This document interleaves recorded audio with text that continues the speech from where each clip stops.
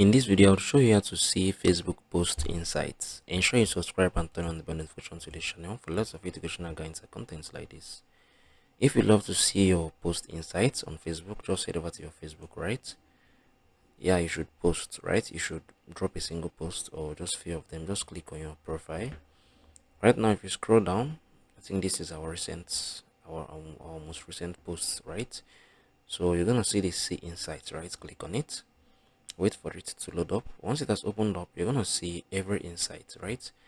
So you can see we got 9 views on this particular post, just hey. So right, you can see 100% from non-followers. All right, the reactions, the comments, everything is still 0. The reach, the interaction, the link clicks, right? So I'm gonna just go back. You can still see that for I think the rest of your post. Let me find an older post. Okay, I think insights can show for this. Yeah, I think it shows for the most recent, right? So just click on it. You're gonna see everything you need to see.